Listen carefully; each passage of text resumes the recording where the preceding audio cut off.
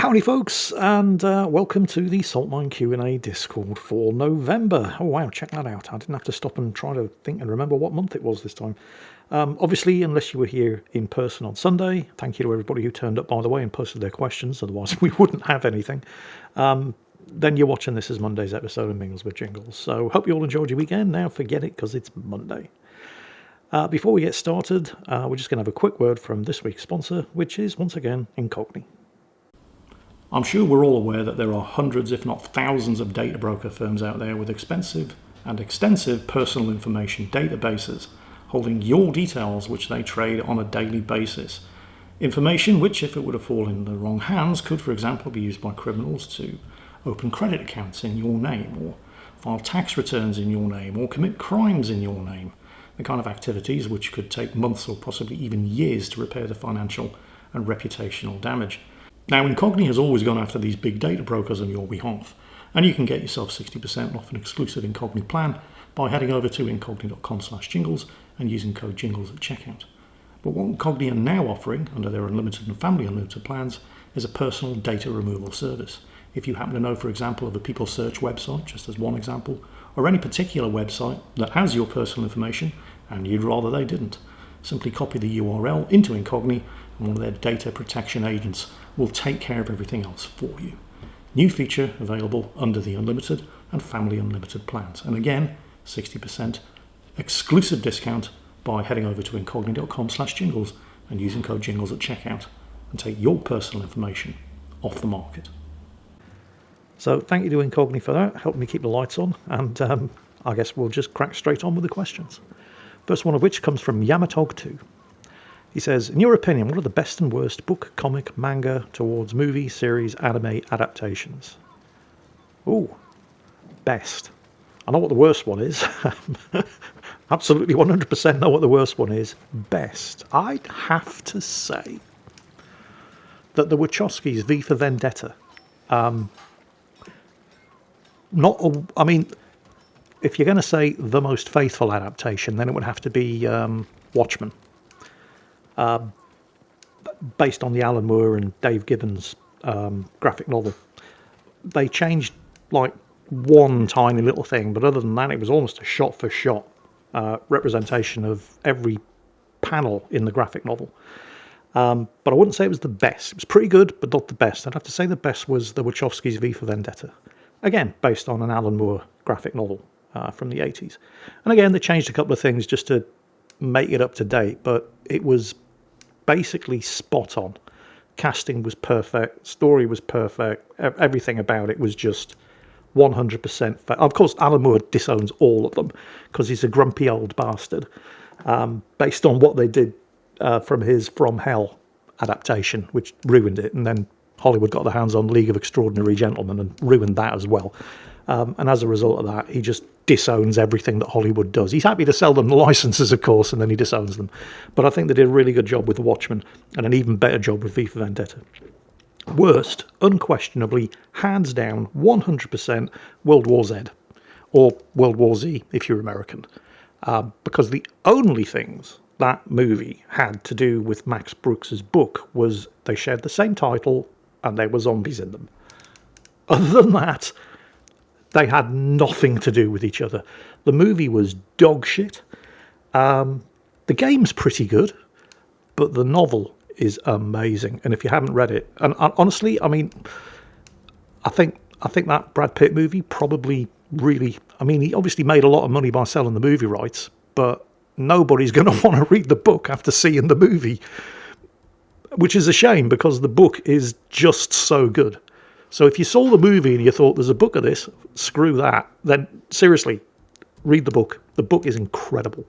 They could have made such a good movie out of that book. And instead, yeah, well, they made what they made. No idea why. I don't know why you'd pay all of that money to get the name and the rights and then do something that has nothing whatsoever to do with the book. But, you know, Hollywood, what can you do? So, yeah, best adaptation, V for Vendetta. Worst, definitely World War Z. It was just, oh, no. I'm getting trauma just thinking about it. Anyway, moving on to the next question. Ake Kiyakaha says, good morning, oh great and powerful Overlord Jingles. Did you hear that The Outer Worlds got a sequel recently? And if so, do you think you're going to play it and share your adventures in it on video? How can I say this? I was aware that it was out, and I did enjoy playing the first one. However, right now I'm getting seriously into Ghost of Tsushima again. I'm on my third playthrough, and it's just as amazing as it was the first time. Played it through the first time on the PS4, and then it came out on PC, and I played it again. And now I'm playing it again, because Ghosts of Yotai, the sequel, just came out on console. And I want that so badly, but I'm not going to buy a PlayStation in order to play it. So while I'm waiting for the PC adaptation, I've been playing the original game again. Ghost of Yotai is already getting lots of nods for Game of the Year. So that's really, really good to hear, because I'm so looking forward to that. But yeah, I'm playing Ghost of Tsushima through at the moment. I will probably get the Outer Worlds sequel, because I did enjoy the first one. It was a bit short, but it was good. But I'll probably wait for it to come out on sale or something, and then have a go. So don't hold your breath waiting for an Outer Worlds video series. Next question from Baran Akatsuki. Good morning, Jingles. Greetings from Eindhoven. Oh, hello. I hope you're doing well. If you could redesign games and add or remove stuff, what would you add or remove for Cyberpunk 2077 and Assassin's Creed games? For example, for Assassin's Creed Valhalla, remember during your last playthrough that Ivar killed Keelbert. That's right, yes, during peace talks, because you excluded him from them. You then went back to an earlier save and backed Ivar up and included him this time, but the bishop still excludes him, resulting in the exact same scenario, so choices don't matter apparently. In Assassin's Creed Odyssey, the choices did matter. Which family members you managed to get on side and keep alive for the ending. Yeah. Well, I think you just answered your question. I would make choices actually matter in it. Well, I mean, you're trying to salvage. Assassin's Creed Odyssey was absolutely amazing. All the Assassin's Creed games prior to Odyssey, and including Odyssey, were amazing. Valhalla was all right. It wasn't bad, but it wasn't up to the standard of the previous games. And then since then, well, yeah. So honestly, I think the Assassin's Creed games are just beyond saving. There's so much wrong with them. There's no easy fix. Maybe just hire people who give a shit. That would probably be a good start, because they clearly haven't been doing that. Or that's not fair. I'm sure that a lot of the devs do give a shit, but I'm also equally sure that the senior management is not helping. What would I add or remove for Cyberpunk? I don't think I'd remove anything from Cyberpunk 2077. What would I add? A working traffic system, I think. It's been 5 years since that game came out. There was supposed to be all kinds of stuff in the traffic system on release, which obviously didn't make it in. And now 5 years later, they've introduced an auto drive feature, and it still doesn't work. Your car still crashes, gets you involved in shootouts with the police by accidentally running over civilians. It's still terrible. So yeah, I'd probably introduce a working traffic system. It's still definitely worth playing if you haven't played Cyberpunk 2077. It still holds up today. 5-year-old game, and it's still incredible. Especially with the Phantom Liberty DLC, which you must play.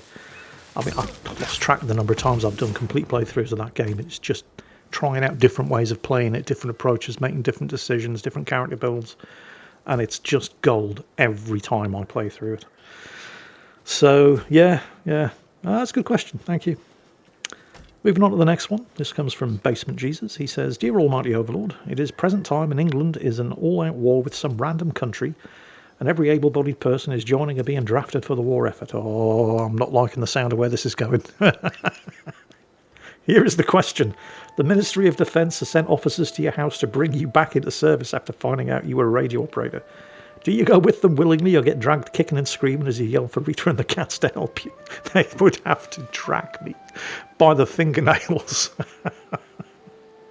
I couldn't go back as a writer because all of the systems and the regulations have changed. How long has it been?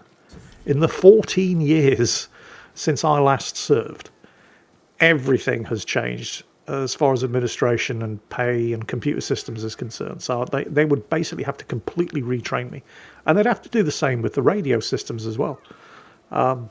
And I wasn't a very good radio operator in the first place. It's one of the reasons why I got sick of it and branch transferred to writer. I mean, that would be no use to them. Technically, I could still serve. I'm only 55, but diabetes, basically blind. I mean, nah, they wouldn't want me back.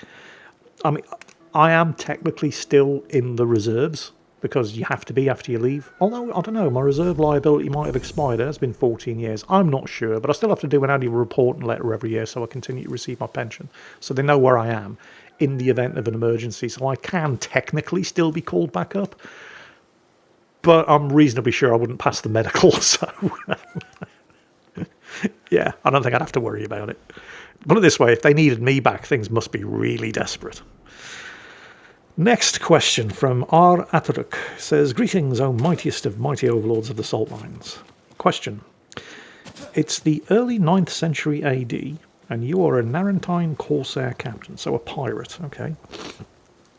You're in command of a small Corsair fleet consisting of 10 ships, 25 men each. Your sandbox is the Adriatic, and your allies are Croat and Serb tribes to the east and north. Your choice of enemies are Byzantines, Lombards, and Venetians. Whom do you attack? How and why? And how do you treat the prisoners captured in raids? P.S. Not a question, but a formal apology. Brine flushing method worked for the past few months, but in doing so we reached such levels of corrosion that one of the medium shafts on the eastern mine of Block 8 collapsed and is now inaccessible. Please notify the other overseers who haven't switched back to regular jackhammers so that we avoid any further cave-ins and extract more salt per work hour. Good stuff. Who would I attack? Byzantines, Lombards, and Venetians. Probably the Venetians. Because, actually, wait, in this time period? 9th century? I was going to say the Venetians because they were filthy rich and had a huge merchant fleet. But that was much, much later on than the 9th century. I think at that time, probably the Byzantines.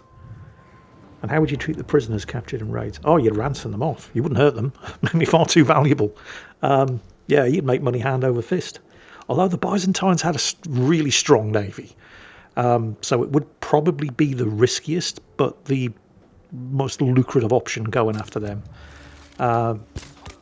Hey, whatever.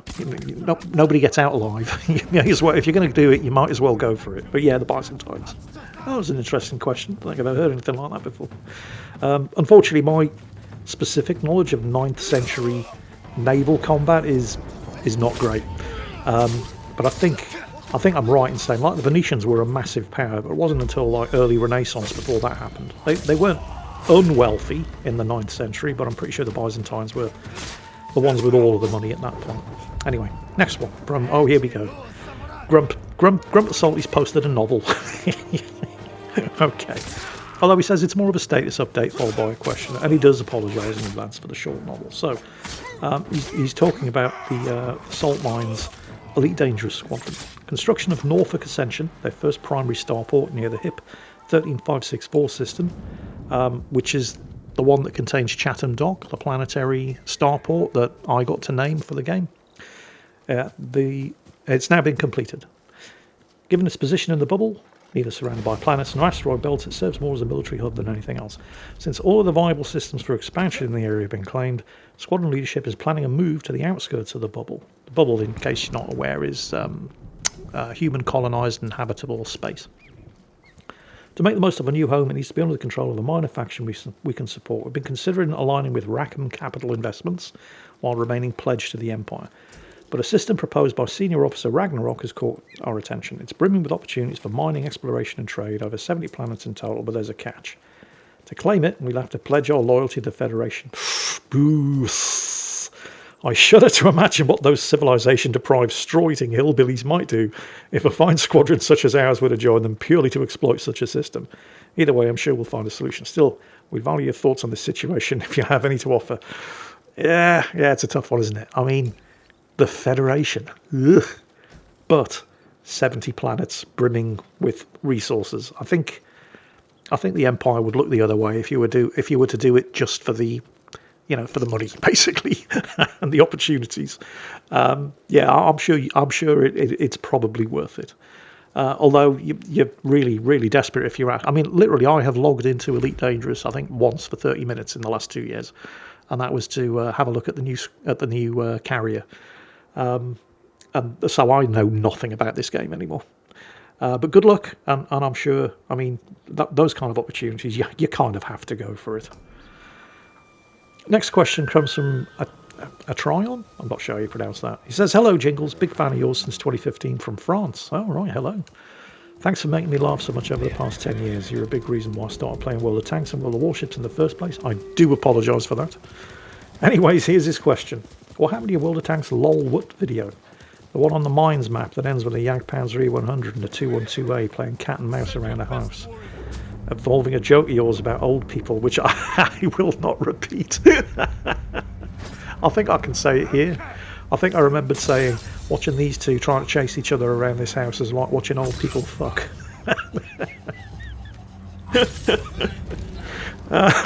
He says he really misses that video. It was hilarious. There is another video with the same name that's still up, but it's not the same one. I think that was probably an early victim of YouTube suddenly giving a shit about things. Back in the early days, you could put copyrighted music on a video and nobody cared. YouTube didn't give a shit. And then the record companies, movie company executives can actually go to parties and find themselves in the same room as record company executives and feel disgusted. I mean, that's how bad record company executives are. But then the record companies started basically rattling their sabers, and then YouTube were forced to suddenly start giving a shit. And I think I probably lost around about 300 videos in total that I had to remove because they had copyrighted music in, and I'm barely sure that was one of them. That was a very traumatic period. I had to go through over 1,000 videos one by one and just check what music was in them. That was fun, yeah. But yeah, I'm fairly sure that was the reason. So sorry about that. I do remember the one you're talking about, and it was a funny video. Unfortunately, a lot of my, like the Jingles landing in a submarine in cold waters, that video had to go. That was one of the best videos I'd ever done. For those of you who don't remember it, I've managed to get myself torpedoed and flooded in some submarine or other, and ended up on the sea bottom. Boat still reasonably intact, crew mostly still alive, still had power, still had the engines, but because I was so deep, the external water pressure was too much for the pumps to be able to pump out the flooding. So it was just a question of eventually the power is going to go off and the air's going to get stale and we're all going to die. Because there's no way out. I couldn't pump the water out, so I couldn't float back up to the surface. So, but I still had engines. So I started reversing the submarine and very, very slowly dragging it across the seabed, because I was on a kind of shallow incline on the seabed, almost like a low ridge. And as I reversed up this ridge, obviously I'm going up, and so the water pressure decreased slightly the further I went up this ridge, and just as I was about to reach the top of the ridge and therefore not able to go any further, the water pressure decreased just enough that the pumps could start to pump the water out. So I did a Jingles landing in a submarine that I was actually able to walk away from, and it was one of the best videos I've ever done, and I had copyrighted music in it, so it had to go. God damn you record companies. Well, it's my fault for putting the music in the first place, but still, god damn you record companies. Anyway, sorry about that. How are we doing for time? Oh, we've barely started. Awesome. We're cracking on with the questions today, aren't we? Next one from Potato Pancake. Good day, Overlord Jingles. It's already evening where I'm at. Have you recently gotten the upgrade bug, either in hobbies, PC, or just some home upgrades in general? Oh, you could say that, yeah. For PC upgrades, he's been eyeing getting a controller. And for home improvements, I have to stop myself from buying more stuff for the kitchen. I don't have the space. I actually, when I moved into this place, everything was great. But I noticed that because my master bedroom has its own ensuite bathroom. It's got a toilet, sink, shower cubicle. And I noticed there was a sort of faint hairline crack in one of the floor tiles. And I thought, it's nothing. Yeah, it's not nothing. It doesn't get better by itself. It only gets worse. That faint hairline crack became a fairly big crack, and then it spread to other tiles, and then eventually I'm going to have to get this fixed. The only problem was I was still paying a mortgage off, so I'll delay that until after I finish paying off the mortgage. Well, after 2 years of scrimping and saving, and because I put 50% down as a deposit, so the mortgage, wasn't that much, I managed to get the mortgage paid off. So I'm not paying a mortgage anymore, and then the money that I was putting into a mortgage, I'm now putting into a pension. So great. Now I can get the bathroom done. So I thought it's not going to be that expensive. Oh yeah. So when I was renting a room, when I was renting the entire upstairs from Eddie, he had his upstairs bathroom redone. And this was about 8 years ago. And it cost him, and it's not just an ensuite bathroom with a shower cubicle and a toilet. It had a bath, a shower cubicle, a toilet. So, it was big. It's like 3 times the size of my ensuite bathroom. He had the whole thing done. He didn't get the floor tiled. He got linoleum because it was cheaper, and he wasn't made of money. But the whole thing cost him, I think, £6,000, and it took slightly less than 2 weeks for them to do. So I thought it's not going to be that expensive. So I contacted people. They wanted £11,000. I thought, holy shit! All of that just to get. Wow. That was, but there was a company I went to. They're called Wix. They basically do bathrooms and kitchens and stuff. They wouldn't just do the floor. It was, I have the whole thing redone or nothing. And I thought, screw that. So this is going to end up being quite a story. So I got this guy who just specialised in doing bathroom flooring. And he quoted like £500 to repair the floor. And I thought, fantastic. But I would need to get a plumber in to remove the toilet and the sink. And I couldn't get a plumber to even return a phone call or an email. Like, they just weren't interested. So eventually I thought, well, you know what? I'll just get the whole thing done, but I'll be screwed if I'm going to this Wix company. So I went on to Check a Trade, and I found a guy who had some good reviews, and he was awesome, absolutely amazing. And I got the whole thing done. In fact, I'll get some pictures, and I'll stick them, if I remember this time around, I'll get some pictures of the new bathroom, and I'll put them in. And I got this guy to come in, and he basically redid the whole place to my specifications, and it's fantastic. It turned out that the reason the floors had cracked, because the floor tiles had cracked, because at first I thought that the tiles just hadn't been laid properly, because they can be tricky to lay. If they're not completely level, if the floor under them isn't, properly set, then any pressure on them and they'll crack. But what had actually happened was in the bath, in the actual bathroom next door, every time you filled the bath up, it was fine. As soon as you drained the bath, there was actually a crack in the pipe from the bath, and every time you drained the bath, water was gushing into the dead space between the main bathroom and my ensuite. And that had basically completely rotted the underfloor in my ensuite bathroom. The main bathroom's fine. And it had gone. It was supposed to be like chipboard padding, and it was just mud. It had completely disintegrated. So that whole thing, the piping in the bath needed to be fixed, the floor needed to be replaced completely. You'll see the pictures when I put them up. And it's really, really good. And then I also needed to get an electrician in to fix the lighting and the shaver sockets in there, which weren't quite working. It turns out one of the lights in the ensuite bathroom had started flickering, which meant it was on its way out. I hate this. I thought, I'll just change the light bulb, because that's what you do when a light starts going. You change the bulb. But all of the lights, they're not user serviceable. If you want to change a bulb in this place, you have to call an electrician because the entire light unit is just one solid piece. So as soon as the bulb starts going, the whole thing has to come out. And if you're not careful, you'll destroy the plaster that it's set into or rip the wires out. So I got this electrician in, and he replaced all of them with ones that I can actually change the bulbs on. And I had this weird mixture of like cold lights and warm lights. Now, you want warm lights in a living room and a bedroom, but you don't want a warm light in a bathroom. You need, cold, bright, harsh lighting. So all the lighting's been fixed. The shaver sockets have both been repaired. the one in the ensuite and the one in the main bathroom, and it's cost me a bloody fortune. And yet, at the same time, it's cost me less to get the bathroom done and get an electrician in and fix and change lights and shaver sockets in 2 bathrooms. And the whole thing for both of them cost me about $2,000 less than the professional kitchen and bathroom modelling company wanted to charge me. So, yeah, home upgrades have been very, very expensive the last couple of weeks. But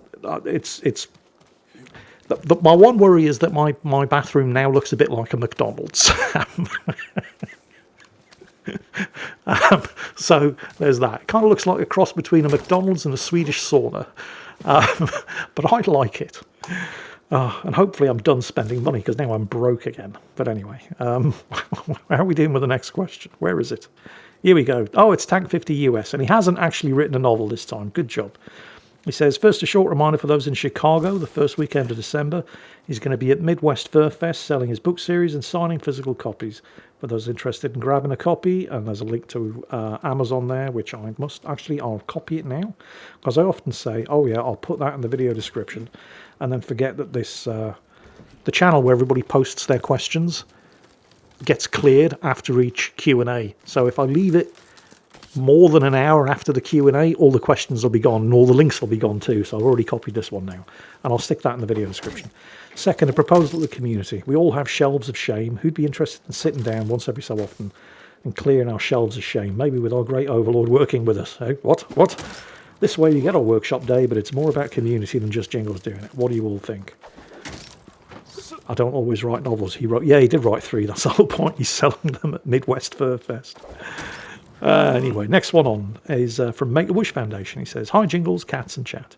I'll keep it short. I'm really enjoying the zombie smashing. Oh, the Into the Dead playthrough. I love that game. If Rita and you were characters in Into the Dead, what skills and negative traits would you each have? Enjoy your Sunday. Okay. So, Rita. If Rita was a character in Into the Dead, definitely the negative trait would have to be something to do with cooking. Like, she's only capable of cooking slop, and she uses every single ingredient that you have every time you let her anywhere near the cooking station. That's not fair. She used to be terrible at cooking. She had like OCD when it came to recipes. If the recipe contained stuff that we didn't have, she was incapable of cooking it. She couldn't substitute it for something else. She couldn't just leave that thing out. If we didn't have it, that was it. It couldn't be cooked. Similarly, if the recipe called for like a shit ton of raw onion, knowing how I feel about onions, she would not be able to just do it without the onions. She would still put the onions in and expect me to eat it, because she's just incapable of deviating, or used to be just incapable of deviating from a recipe. And that's the whole point. Cooking's not baking is a science. You know, if you don't follow the recipe exactly when you're doing baking, you will screw it up. But cooking is an art. You know, you're supposed to be encouraged to deviate from the recipe and experiment and, you know, do it to your own taste. But she was, until the last couple of years, her OCD would kick in and she'd be incapable of deviating from a recipe. But she's getting a lot better at it. She still uses every single pot and pan in the house to toast a piece of bread, though. But, you know, yeah. So that would be her negative trait. What would mine be? Forgetting to load my revolver. Forgetting to equip my grenades. Completely forgetting to notice any loot just lying there on the floor waiting to be picked up as I walk past it. I mean, you know, take your pick. There's no shortage of negative traits that my character in the Dead could have. What would be the skills that we would have, though? Well, Rita would be the cat whisperer. They'd have to put cats into the game that Rita would be able to recruit. As for me, I don't know. What do you think? There you go. There's one for the question, for the comments section. For those of you who've been watching Into the Dead, and well, you can probably, even if you haven't been watching the Into the Dead video series, you can probably come up with a suggestion. What would the negative and positive traits for a Jingles character in that game be? I'll turn that one over to you. Next question comes from the Steel Drummer. He says, beautiful good morning to you, O saltiest gnome overlord. Yes, I am recording.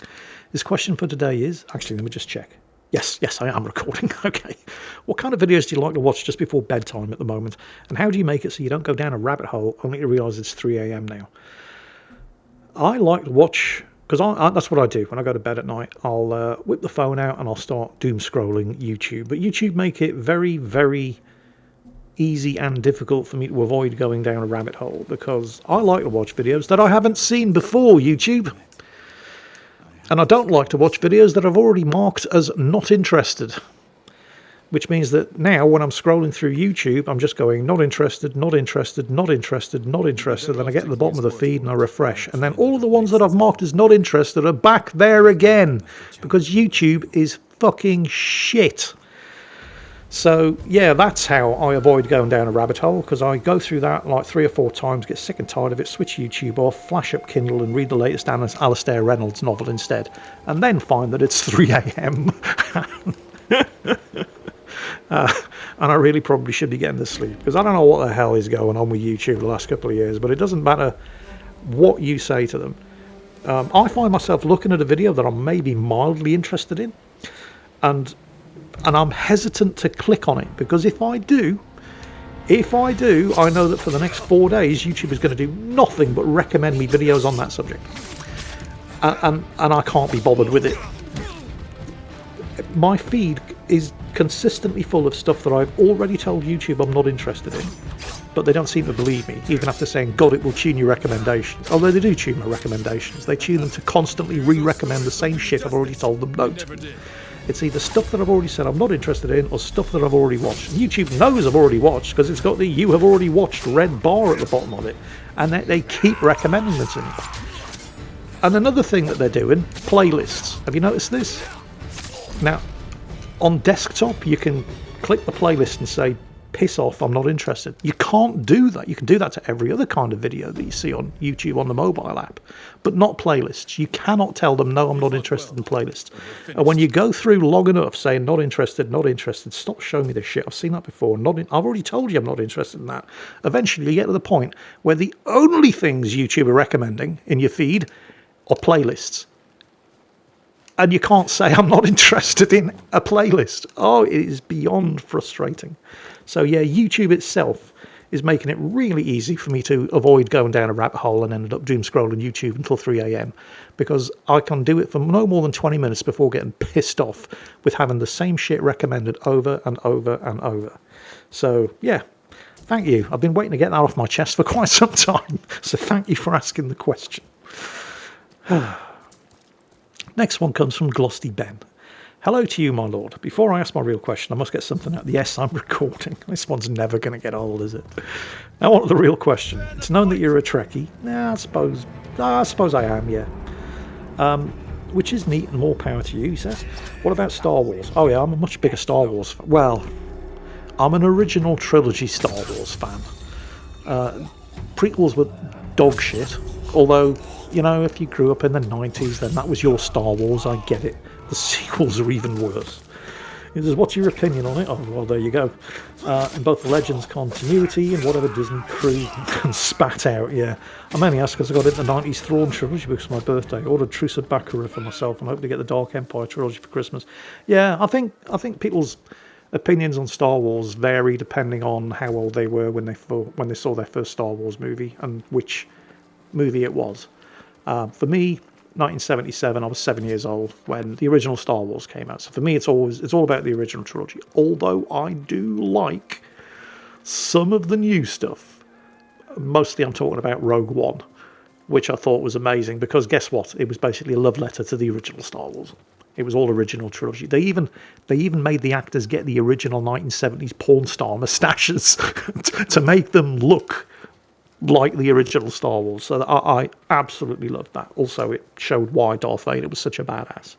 So, yeah, I love those. I actually quite like Solo, a Star Wars story. I know it got a ton of shit, and I can see why.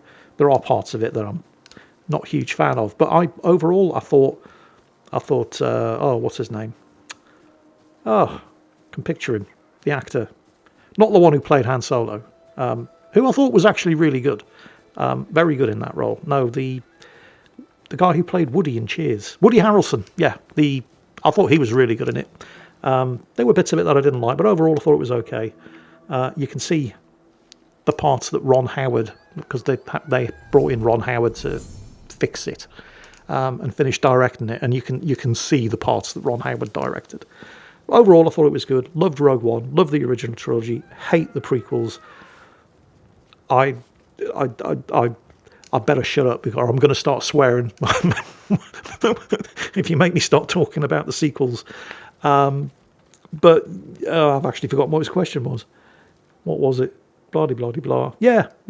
Star Wars. I'm much more of a Star Wars fan than a Star Trek fan. I loved Star Trek Deep Space Nine. I quite like the original series, even though I never saw them as repeats. I'm not quite old enough to remember them the first time around.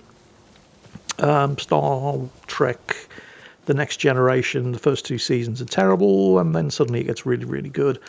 I've kind of watched the others, didn't really like them that much, but didn't hate them either. But I was a massive fan of Star Trek Deep Space Nine. But for me, it's all been about the original trilogy of Star Wars, because that was my Star Wars. I was a kid when they were up. If you were a kid in the 90s, then you probably loved the prequels and the Clone Wars and all of that stuff, and that's fine, because that's your Star Wars. I just feel really, really sorry for anybody younger than that who's got the sequels to be their Star Wars, because, oh Lord, sucks to be you. Anyway, how are we doing for time? Yeah, we can still crack on. Well, the next question here comes from Radogi, and he says, "Hi Jingles, now that the top minds of wargaming have guided missiles upon us poor souls in World of Warships, I have a brilliant idea. We can finally reenact the moment your bunghole welded itself shut on HMS Brazen as an exocet headed right for you. This new game mode will feature one team with guided missiles all shooting at HMS Brazen, or whatever British ship you choose, and the other team has to guard Jingles using their Forest Shermans with defensive AA, or whatever wargaming comes up with for balancing missiles. My question is, should this mode be called Tingles with Jingles? Assume the position or sudden rush of shit to the brain." Yeah, they're testing missiles in World of Warships, aren't they? Which means they're coming. Whether we like it or not, they're coming, because if anything makes it into a public test, and they always do them in a special new game mode, so it doesn't affect anybody else on the test, it's coming into the actual game.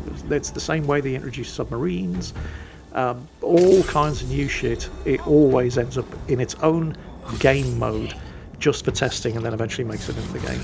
And I have no idea. I mean, they've spent 5 years trying and failing to balance aircraft carriers, so I have zero expectation that they're going to... I mean, how do you balance missiles in this game? At what tier are they going to start putting missiles in? Because if you're going to put missiles in, you have to put missile defences in. And here's the thing. Ships like HMS Brazen, they're unarmoured. Modern warships don't have armour, because you can't armour against missiles. The missile's always going to beat your armour. So instead, they have missile defences and speed and manoeuvrability. And if you have those ships in the game, then ships with guns are going to wreck them. So you can either have ships that are good against missiles, or which will be terrible against people firing, large caliber shells at them, or the other way around. You can't have them both. It's like when you're designing a tank. Firepower, mobility, survivability. Pick two, because you can't have all three. It's the same with warships. So I have zero confidence that Wargaming are going to be able to balance this. Can you imagine what it's going to be like if, I don't know, let's say they start putting ships with missiles on at tier 8 and above. Doesn't matter, we'll just pick a tier 8 as an arbitrary tier. If you're in a tier 7 or a tier 6 ship, and you get into a tier 8 battle, so you're in a ship that has no missile defences other than your, anti-aircraft guns, and good luck with that, and you're now fighting ships that have missiles. Can you imagine what that's going to be like? Ships with no missile defences, ships with missiles, because it will have to happen. Unless they have same tier matchmaking, there is no way it is not going to happen. So, good luck with that. I don't know how they're going to balance it. I don't expect they ever will, but I know it is coming. So enjoy World of Warships while you can, folks, because it's going to get worse, not better. Got that one off, but yeah, I've been meaning to talk about that for a while. But thank you, Radogian, for asking the question. Although the question was, what would the mode be called? Let's go with Tingles with Jingles. Bodman's with the next question says, "Hello, Almighty Overlord of the Salt Mines. Have you ever heard of the game Nebulous Fleet Command? I've heard of it, but I don't think I've ever actually seen it." He says it's basically sea power, but in space. All right. Radar mechanics and fire control are key. They even have a faction with militarised civilian ships like the Belters in the Expanse. Ooh, please check it out. That actually sounds pretty good. Thank you for the recommendation. Nebulous Fleet Command, for anybody who's curious. Next question comes from Dr. Fury von Scooper. Greetings, oh mighty gnome overlord. We're all growing older, and with getting older, we don't get the same questions anymore as a kid, like what's your favourite colour or what's your favourite toy? So here's a childhood question from me. What is your favourite dinosaur? Also, don't forget, we don't stop playing because we're getting older. We're getting older because we stop playing. You're damn right. My favourite dinosaur was the Stegosaurus, or the Stegosaur, or whatever the hell they call it today. And I don't know why. Everybody would usually go for like the Tyrannosaur. Maybe I was just even when I was 5, maybe I was a hipster. I liked the Stegosaurus before it was cool. I mean, I like the Tyrannosaurus Rex. Of course, everybody did. Seen it in stop motion animated and Ray Harryhausen movies. And of course the Triceratops as well, which for some reason, any time you saw a Tyrannosaur in a Ray Harryhausen movie, it was always picking on a Triceratops. So those were the two dinosaurs that everybody knew. And I got well into dinosaurs as a kid. I would read all kinds of books on them. And the Stegosaurus was always my favourite. And I have absolutely no idea why, because it's completely unremarkable. And it never got any Hollywood screen time in the way that the Tyrannosaurus did. And the Triceratops did. And maybe that's why I liked it. Maybe I was a 5-year-old hipster. I liked the Stegosaurus because I was the only one who'd ever heard of it. That might be it. I honestly can't remember. How are we doing for time? Oh yeah, we're going to have to start knocking this one on the head. So we'll get one more question out of the way and then that's going to be it. And it's a nice, quick and easy one. It comes from Brother Santodes. He says, my main question is this. My almighty overlord of gnomes, have you ever considered playing the game U-Boat? I have. I played the demo. This would have probably been about 2 years ago. And I kind of liked it. And then the game came out. And I honestly don't know why I didn't play it. I mean, it's been getting good reviews. I've watched some YouTube videos on it, and it does seem good. And yet, for some reason, because you'd think, this is right in my wheelhouse. This is exactly the kind of game that would be made for me. And for some reason, and I don't know why, either I was just busy doing other things and never had the time to get around to it, or for some reason it just didn't interest me, but I never actually ended up getting it. I'm assuming you've played it. Is it worth it? Because its reviews are pretty good, and it's not that expensive. Nobody's asking $70 for a game like U-Boat, which I believe comes from an independent publisher. So yeah, maybe I should check it out once I'm finished doing Ghost of Tsushima, because that game, I'm on my 3rd playthrough on Ghost from Tsushima. I'm waiting for Ghost of Yotai to come out on PC. It's getting rave reviews on console. It's already been listed as Game of the Year, and it's only been out like 2 weeks. And I'm just trying to pace myself, waiting for the PC version of that to come out. So I'm binging on my 3rd playthrough of Ghost of Tsushima at the moment. It's just as amazing the 3rd time around as it was the 1st and the 2nd. So maybe once I'm done with that. So that's Nebulous Fleet Command and U-Boat, 2 games that I definitely need to take a look at. And thank you all for your suggestions and your questions. And those of you watching this as Monday's episode of Mingles with Jingles, I hope you've been entertained and amused. And don't forget, actually, there's a bunch of things I need to remember. Link for Tank 50 US. Oh yeah, pictures of my new bathroom if anybody gives a shit. It's funny what you start getting excited about as you get older, because I used to get excited about new games coming out, and now I don't give a shit. Now I get excited about bathroom and kitchen appliances. Oh, I've got a new slow cooker. Oh, I'm so excited. It's amazing. Well, it's not amazing. It's kind of depressing, the things that excite you as you get older, but it's not the stuff that excited you when you were younger. And on that, holy shit, I'm getting old bombshell. I think that is it for today. I hope you all enjoyed it. Thank you to everybody who turned up in question. Thank you to everybody who turned up in person and posted your questions. And if you're watching this as Monday's episode of Mingles with Jingles, take care, and I'll catch you next time.